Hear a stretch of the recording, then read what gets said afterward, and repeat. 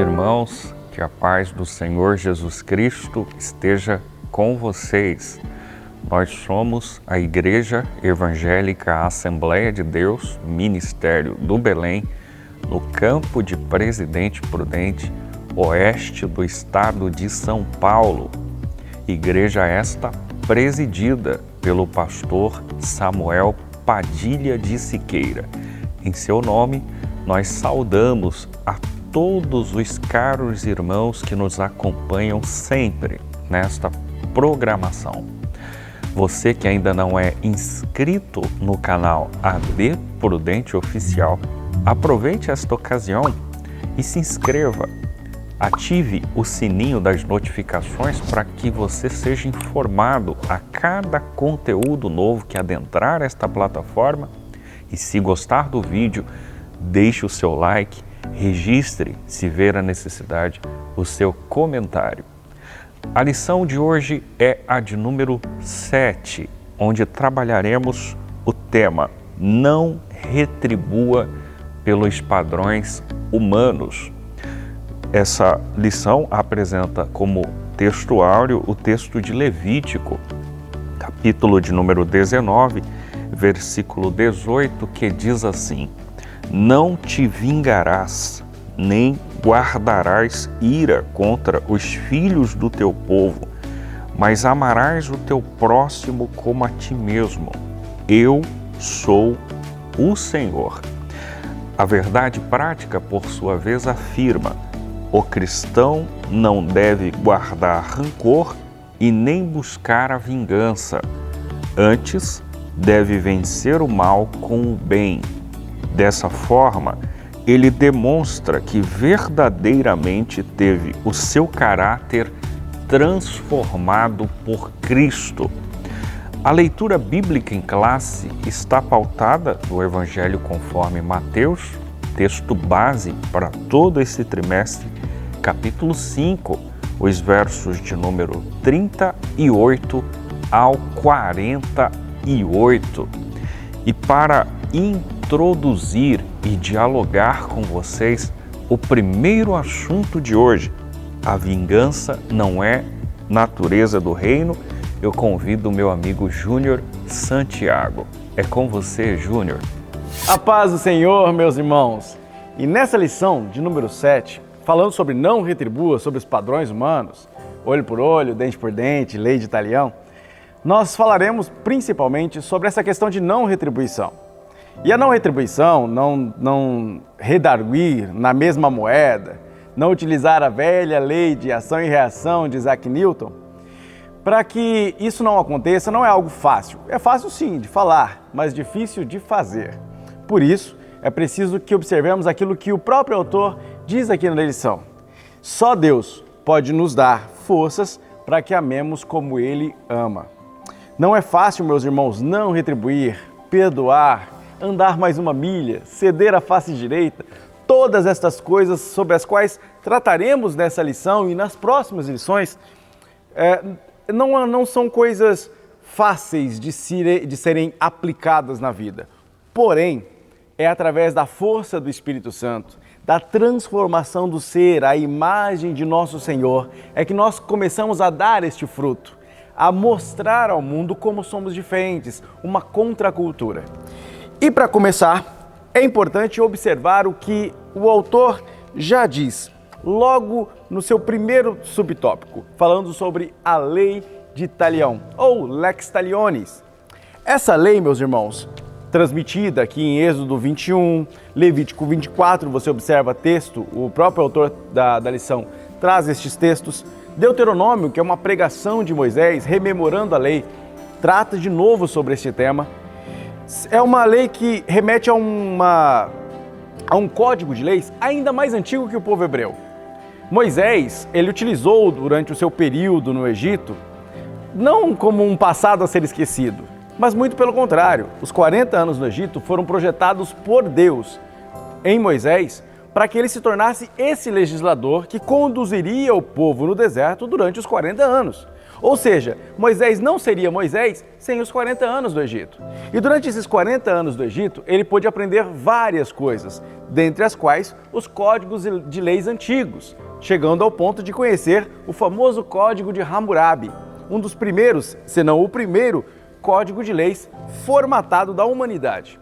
E lá no Código de Hammurabi, nós temos os princípios, as sementes da lei de Talião, ou Lex Talionis, que seria chamado no governo romano como Lex Talionis, que é o olho por olho, dente por dente. O objetivo dessa lei não era de transmitir a ideia de vingança, muito pelo contrário. Essa releitura de vingança veio com os fariseus no século I. Mas no tempo de Moisés, já no tempo de Moisés e antes até do tempo de Moisés, lá no período de Abraão, essa lei servia como um limite para que a pessoa não ultrapassasse a proporção da agressão. Ou seja, você só poderia contra-atacar ou se vingar, de certa forma, na medida em que fosse atingido. Assim, se alguém furasse-lhe o olho, você, em troca, poderia, no máximo, furar o olho do outro também, do agressor. Assim, ficava proporcional à agressão, à contra-agressão. Essa lei tinha um princípio bom de reduzir o impacto de uma ofensa, fazendo com que ela, no máximo, chegasse ao mesmo patamar da ofensa anterior. Porém, houve uma deturpação deste princípio. E aí o que acontece? Passou-se a criar uma ideia de vingança. A figura do vingador de sangue começou a surgir no meio hebreu. Começou a acontecer as cidades de refúgio para crimes de homicídio culposo. E tudo isso vem através da legislação de Moisés. Essa ideia de vingança estrita nos fariseus ficou mais acentuada e Jesus combate no Sermão da Montanha essa ideia de vingança, porque Jesus traz uma nova lei. Nós tivemos a leitura bíblica em classe e você observa Jesus fazendo um contraponto. Ouviste o que foi dito aos antigos, mas em contraponto, eu, porém, vos digo.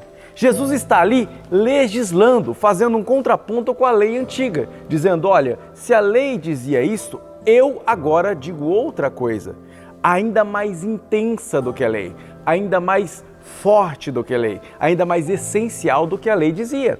E por vezes, na maioria das vezes, muito mais rigorosa do que a lei antiga. Ora, Jesus diz, a lei antiga dizia, amem os seus amigos e não perdoem, né?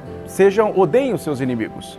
Jesus diz ao contrário, diz, olha, amar os amigos é fácil, amar quem te ama é fácil.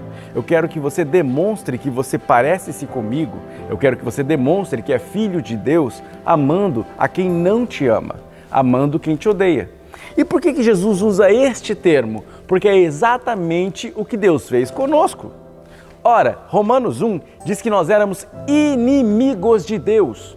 Nós estávamos na mesma categoria do diabo, inimigos de Deus. Mas de repente, Deus resolve amar o inimigo e perdoar o inimigo e se sacrificar pelo inimigo, transformando o inimigo não só em amigo, mas também em filho, colocando-o sob o critério da adoção, até mesmo como coerdeiro de sua herança gloriosa, de tudo que ele já tinha projetado para Adão no Jardim do Éden. Portanto, Deus deu o primeiro passo para nos mostrar como é o amor. É por isso que o comentarista já começa com essa frase tão impactante na introdução. Só Deus pode nos dar força para que amemos como Ele ama. Porque só seguindo o exemplo de Deus, que amou o inimigo, é que nós podemos realmente cultivar em nosso coração a capacidade de amar os inimigos e orar pelos que nos perseguem. Eu costumo brincar, e às vezes é um tanto polêmico da minha parte tocar nesse assunto, mas existem irmãos que têm uma expressão muito errada. Eles dizem, vou fazer uma oração contra você. Ou ainda, dizem assim, faremos uma oração contrária, ou te entregarei na mão de Deus, e Deus vai pesar a mão sobre você. Meus irmãos, isso é feitiçaria. A Bíblia trata isso como feitiçaria. Não existe oração contrária. Oração contrária é maldição, é feitiçaria. Portanto, não é um crente que está dizendo isso para você, tá bom? Então, se alguém um dia disser, vou colocar você na mão de Deus, com ar ameaçador, por favor, repreenda o demônio em nome de Jesus, porque este homem ou esta mulher não é crente. Jesus nos ensina que ainda que eu fosse inimigo de alguém, que eu tivesse um inimigo diante de mim, eu deveria orar por eles. É Jesus que na cruz abre os braços e diz, Pai, perdoai-lhes, porque não sabem o que fazem. A quem exatamente haviam chibatado ele, haviam colocado uma coroa de espinhos, cuspido em seu rosto e o colocado em uma cruz. Ele direciona aos seus inimigos o perdão e não diz para eles, vou colocá-los na mão de meu Pai. Não é isso que Jesus diz. Portanto, se um dia alguém disser para você que vai fazer oração contrária, entregar você para o diabo, ou colocar você na mão de Deus, porque Deus vai pesar a mão sobre você, indicação do irmão Júnior, aqui de Presidente Prudente, repreenda o demônio em nome de Jesus. Outra coisa importante que nós podemos tocar neste ponto, antes de nós trazermos de volta para o nosso irmão Diego Fonseca, é que os fariseus, ao relerem essa ideia de vingança, trouxeram para o critério do povo uma ideia de justiça, mas de justiça própria. Jesus traz um outro tipo de justiça aqui, a justiça mais excelente. Uma justiça que transcende a ideia da retribuição, mas que faz com que nós olhemos para todas as coisas segundo o justo olhar de Deus e também o amoroso olhar de Deus. Portanto, ainda que nós combatemos de certa forma um inimigo, como por exemplo, é lógico que eu, como amante da vida, amando a vida, vou odiar o aborto. Vou ir contra qualquer coisa que destrua a vida, que deturpe a vida ou o sentido real da vida. Isso é óbvio. Contudo, é importante que a minha justiça ou o meu fervor em combater essas coisas ruins não faça com que eu odeie todas as pessoas ou que eu olhe para as pessoas como de menor ou de classe inferior. Muito pelo contrário.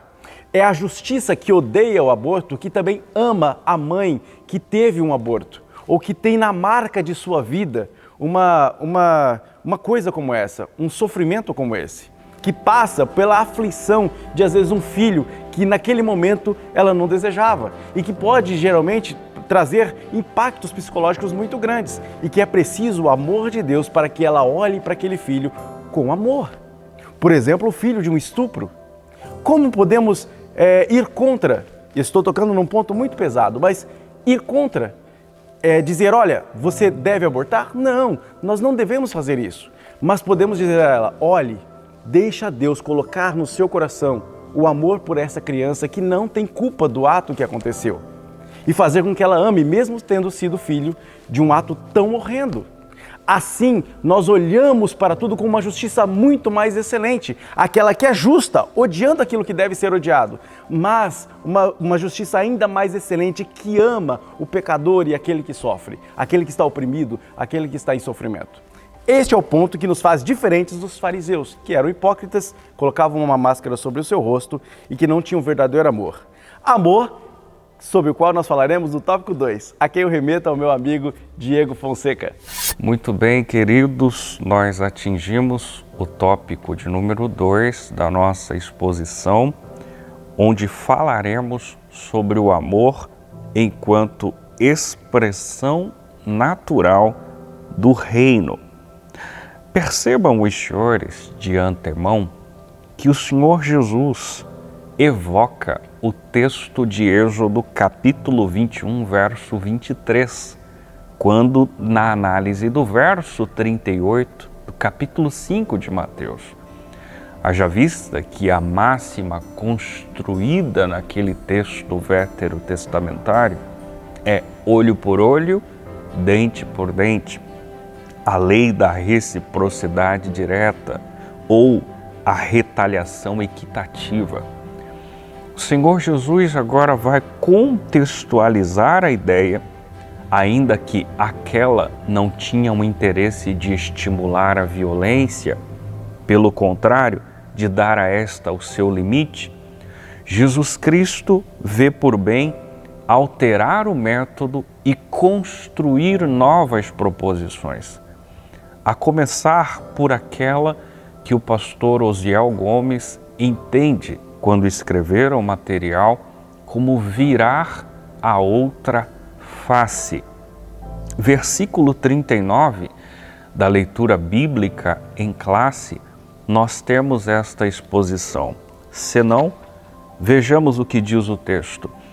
Eu, porém, vos digo que não resistais ao mal, mas se qualquer te bater na face direita, oferece-lhe também a outra. Pois bem, sem quaisquer intuitos de construir cláusulas de exceção, haja vista que, uma vez que temos o direito da interpretação, somos tentados a interpretar textos a bel prazer, mas sem quaisquer interesses nesse sentido, vale iniciar essa abordagem cautelosamente, lembrando de uma cultura hebreia. Entre os hebreus, esse ato era visto como uma grande ofensa. O ofensor, diga-se de passagem, sofria multa e castigo por conta desse comportamento. Agora, é sabido dos senhores que muitos entendem essa exposição de Jesus no seu aspecto literal e simplesmente literal. Como vos disse, repito, sem quaisquer interesses de construir cláusulas de exceção, sejamos razoáveis e entendamos de maneira comedida quais seriam os interesses de Cristo ao expressar esta fala agora relatada no Evangelho de Mateus. Nós precisamos entender, grosso modo, qual era o comportamento de Cristo no exercício do seu ministério. E para isso, se os senhores lerem o capítulo 23 do Evangelho de Mateus, perceberão que o Senhor Jesus arduamente combatia o comportamento dos fariseus. Se lermos, e eu peço que você assim o faça, Evangelho conforme escreve João, capítulo 18, versículo 23, perceberemos que no Senhor Jesus, ao ser interrogado pela cúpula, momentos antes da sua crucificação, ele responde a um daqueles soldados que havia lhe agredido com a palma da mão e diz: se eu falei mal, testemunho do mal, mas se bem, por que tu me feres? Ora, o Senhor Jesus entendeu que aquela agressão era desnecessária. Portanto, o fato de sermos comedidos na interpretação do virar a outra face é razoável. Isto não significa que você, querido irmão, será agredido por alguma pessoa por uma razão desconhecida e, uma vez isso ocorrido, você precisa naquele momento ter a frieza cabal de virar a outra face.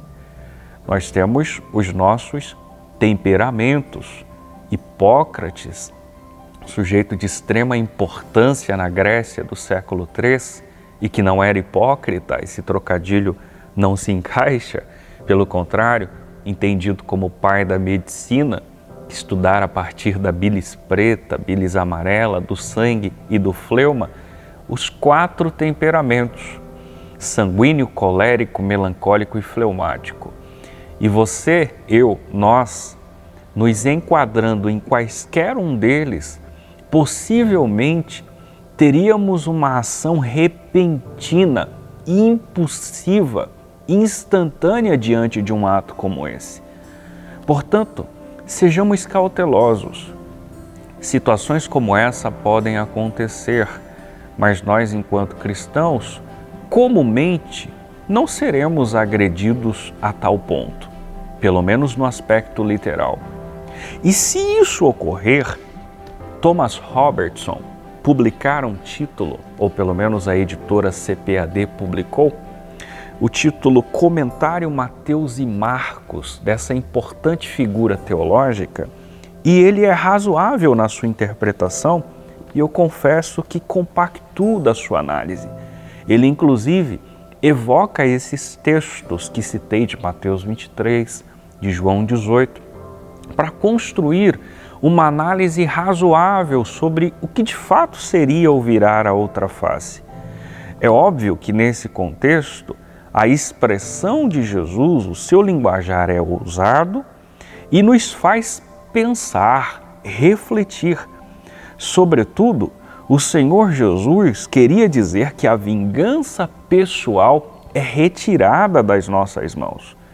Ele logo, não só nessa passagem como noutras, quer no Novo ou no Antigo Testamento, condena a guerra ofensiva e agressiva, mas, por outro lado, não necessariamente a guerra defensiva, a legítima defesa. Imaginem os senhores percebendo alguém agredindo a sua esposa, seus filhos. Possivelmente o seu comportamento não seria virar a outra face.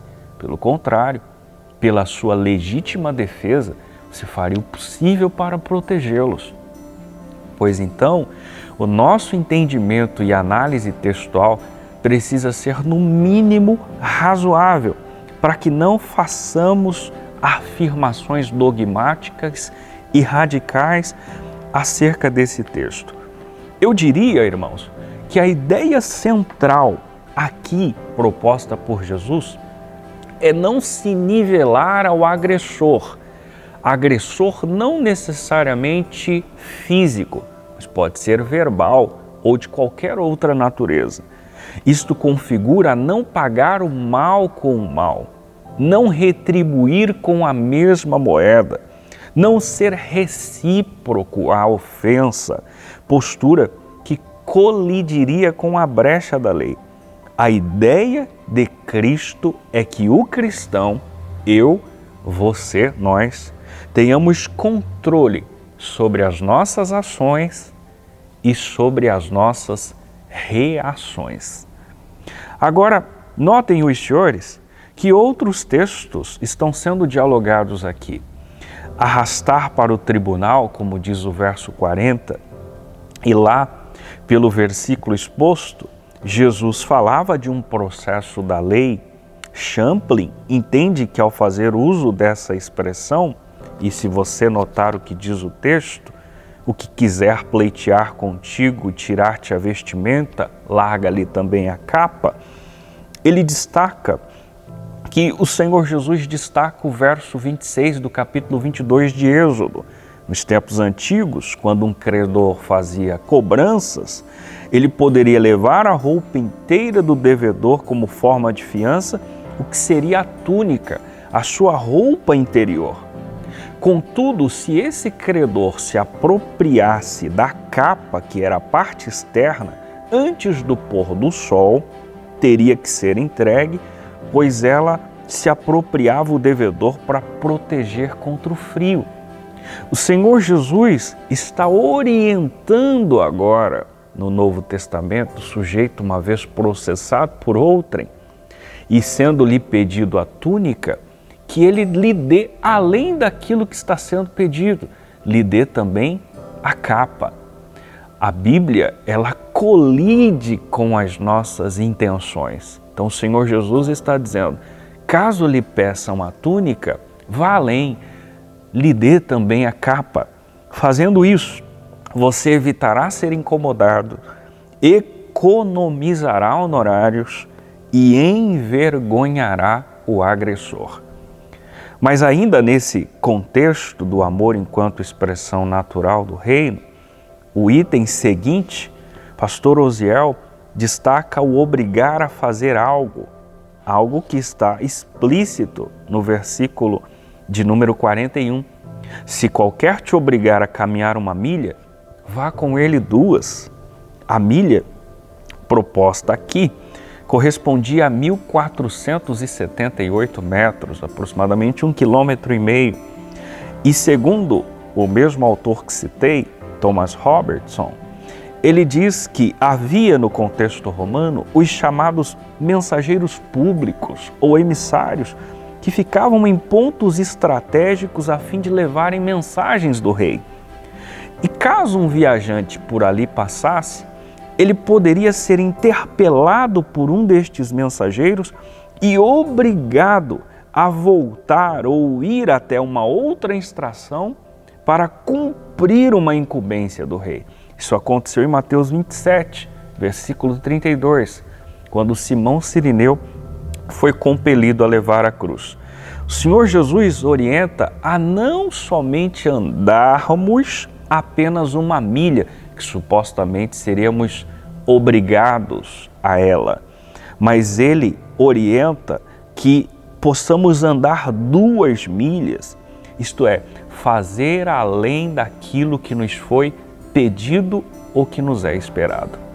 E para fechar o raciocínio, para não alongar o tempo, fazer alguma coisa por alguém é o último destaque do tópico 2. E ele evoca o que diz o verso 42. Dá a quem te pedir e não te desvies daquele que quiser que lhe emprestes. Ora, aqui o conceito é o da generosidade. O ato de dar ou emprestar apresentado por Jesus é sem esperar algo em troca.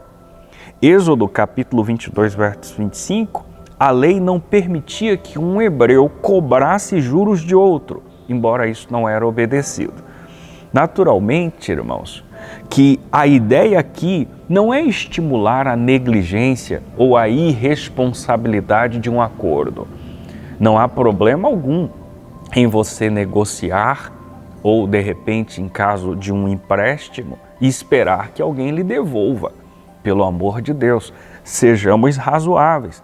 Há um adágio que diz que o combinado não é caro. Então, não significa que tudo aquilo que você emprestar a alguém, você deve agora não esperar que isso seja devolvido.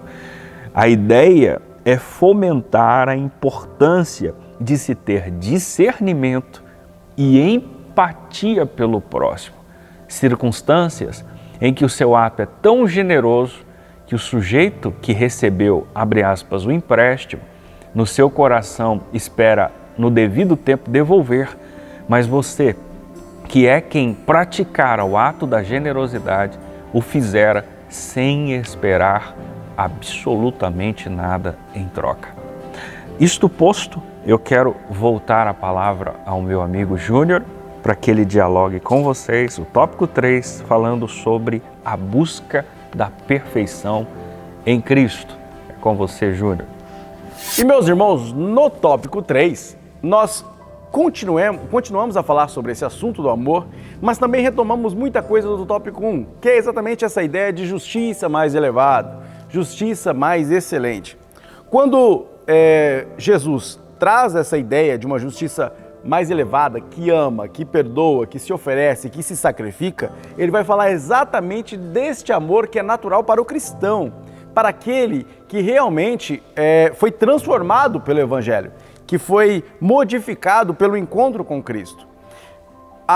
Essa ideia de transformação e olhar para a justiça de Deus é uma renovação de um pacto que foi antes da queda.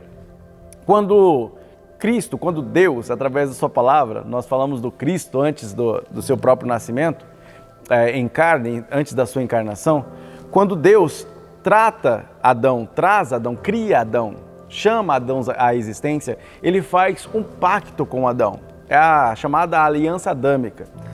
E essa humanidade que se forma antes da queda, ela reflete a justiça de Deus. Adão é chamado a ser regente deste templo que era o cosmos, todo o universo que Deus criou. Adão, sendo assim chamado, é justo, é bom, é um reflexo do próprio Deus, a imagem do próprio Deus. Porém, a humanidade, ao cair, perdeu esse seu senso de justiça.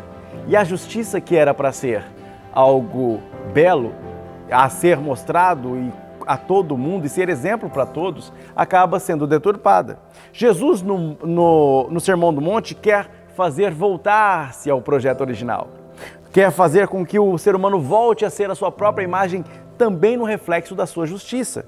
E assim, transmitir algo que no subtópico 2 fica evidente: o amor mais perfeito. Assim como a justiça é uma parte do reflexo de Deus em nós, o amor também. E não é qualquer amor, mas um amor que é sacrificial, que é inteligente, que se dedica, que se planifica, ou seja, que completa, que satisfaz. Não é um amor que é passageiro, que dura 10 segundos, que dura 1 minuto, que dura o tempo em que a droga corre pelo seu corpo ou que o álcool faz efeito no seu cérebro. Não, é um amor que permanece, que faz com que o ser humano seja modificado todos os dias, até se tornar alguém diferente do que era anteriormente. É quando o Evangelho causa tamanho impacto em nossas vidas que as pessoas olham para nós de um modo diferente agora. Olha, você não é mais aquela pessoa. Você não fala mais como você falava antes. Você não age mais como você agia antes. Você não trata as pessoas como você tratava antes. Seus valores mudaram, seus princípios mudaram. E isso é fruto dessa justiça que Cristo carregou por nós na cruz e que faz com que nós sejamos perfeitos. Não no sentido cabal da palavra, com uma ideia de que nós somos perfeitos agora, mas estamos sendo continuamente aperfeiçoados, refletindo de glória em glória, como um espelho, a glória do Senhor, transformados pelo Espírito Santo. É esse o nosso chamado. E essa perfeição para a qual somos chamados é a perfeição que Deus nos chamou, para sermos como Ele. Olha o tamanho da responsabilidade que Cristo coloca sobre os nossos ombros. Mateus capítulo 5, versículo 48. Sede vós perfeitos, como perfeito é o vosso Pai que está no céu. Essa perfeição é a completa imagem de Deus em nós. É a chamada Imago Dei, onde nós podemos ser perfeitos refletindo o nosso Deus que é perfeito. Nós somos chamados a este grau de responsabilidade. E onde seremos perfeitos? Em tudo o que fizermos. Seja nos nossos negócios, seja no nosso relacionamento amoroso, seja na nossa conduta dentro da igreja e fora da igreja. Nós devemos andar de forma perfeita. E assim, para ser perfeito diante de tudo que o mundo coloca como prato diante de nós, nós devemos transmitir uma justiça mais excelente. Diferente daqui os fariseus, que colocavam a máscara sobre si, que eram hipócritas, chamados por Cristo de hipócritas, que apenas queriam soar o alarme diante de tudo que faziam e que tinham a sua retribuição ali mesmo. E diferente também da classe mais baixa daquela época, a chamada classe mais baixa, os publicanos, que eram tidos como os mais desprezados, a escória. Os publicanos, eles exerciam um papel muito ruim dentro da comunidade judaica, porque eles eram, em sua maioria, judeus que cobravam impostos de judeus para os romanos. E olha que terrível é isso, porque um compatriota cobrar impostos de outro compatriota já era proibido pela lei. E cobrar com juros, pior ainda, a Bíblia proíbe a usura. E o pior, o publicano continuamente cobrava juros abusivos para pegar a sua própria comissão. E isso fazia com que os judeus odiassem os publicanos. Eram realmente tratados talvez como um político corrupto é tratado hoje, tendo a mesma visão de escória, de alguém que não se deve olhar sequer. Pois Jesus disse, não se iguale nem aos falsos religiosos hipócritas, nem aos egoístas, os utilitaristas, aqueles que apenas olham a você pelo que podem usar de você. E isso Jesus condena dizendo, seja o seu amor perfeito, seja o seu amor verdadeiro. E aí nós precisamos entrar na raiz do problema. É quando Jesus faz uma comparação entre a lei antiga e a lei nova, que ele está impondo agora no Sermão da Montanha, dizendo, olha, vocês não vão olhar para aquilo como um caráter normativo, uma ideia de que a lei seja algo que você siga regra a regra, mas que você precisa entender a essência dessa lei, que é a transformação da sua conduta e ser em algo totalmente diferente. A lei não conseguiu fazer isso, a lei serviu apenas de guia, como um tutor, até chegar Cristo, que verdadeiramente pode fazer isso, transformar o ser humano de dentro para fora, fazendo com que aquilo que a lei dizia, ele possa ser aprofundado e melhorado, ao ponto de Jesus, por exemplo, mudar o grande mandamento: amar a Deus sobre todas as coisas e ao próximo como a ti mesmo. O texto áureo diz, cita essa segunda parte. Jesus muda isso. Jesus diz: olha, eu vos digo, amai-vos uns aos outros, a todos, amai-vos uns aos outros, não mais como você se ama, mas como eu vos amei. O padrão sobe de nível. É quando Jesus diz: olha, amar ao outro como você se ama é um princípio da lei, mas na minha nova lei, você obedecer o princípio da lei antiga pode fazer com que você erre. Pode ser que você não se ame ao ponto de conseguir amar o outro. Pode ser que você não se veja do jeito como você deve ser visto, como você deve se ver. Você não se conhece. E aí você não é capaz de amar também, porque você não se ama. Mas agora, se você mudar o padrão, se o padrão de qualidade for eu, se for o padrão de qualidade for Jesus, aí você é obrigado a amar como Jesus amou. E aí não tem escolha se você se ama, se você não se ama, se você se ama mais ou menos, se você se acha feio e bonito, se você se supervaloriza ou se você se subestima, não adianta. O padrão é outro, o padrão é Jesus. Você deve amar a todos como Jesus amou. E como é que Jesus amou? Perdoando, se entregando, se sacrificando por mim e por você.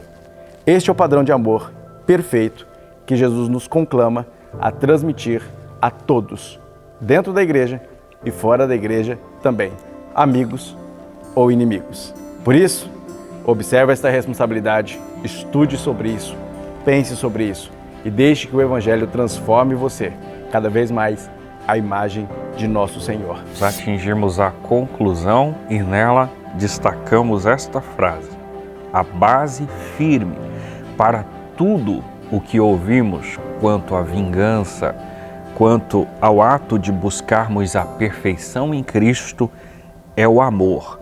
Somente através do amor é que se pode expulsar o ódio e qualquer ação belicosa. E nós só reproduziremos esse amor uma vez enxertados em Cristo. A nossa natureza não é boa, mas em Cristo é possível exibirmos e expressarmos o amor que pode alcançar e perdoar o agressor. Que Deus abençoe você por participar conosco dessa interação. Não se esqueça de inscrever-se no canal, de, gostando do vídeo, deixar o seu like, registrar o seu comentário e compartilhar a programação com várias pessoas. Se você puder, eu convido você a fechar os teus olhos e junto comigo fazermos uma oração. Querido Deus, em nome de Jesus Cristo, teu Filho, nós te agradecemos pela oportunidade concedida de estarmos aqui a fim de subsidiar os caros irmãos que nos acompanham na programação. Abençoe-nos através do assunto que ouvimos, ao ponto de não retribuirmos pelos padrões humanos, não agirmos como o ímpio age, não sermos precipitados nas nossas ações, mas que sejamos comedidos, Pai, cautelosos, que o Espírito Santo do Senhor nos ajude ante ao mundo tão perverso a nos comportarmos de maneira ética e realmente cristã. Nos dê da Tua graça, nos ajude, porque nós de nós mesmos não podemos e conhecemos a nossa natureza, mas o Senhor em nós concede-nos o amor que consegue perdoar o agressor. Ajuda-nos em nome de Jesus. Amém. Deus te abençoe.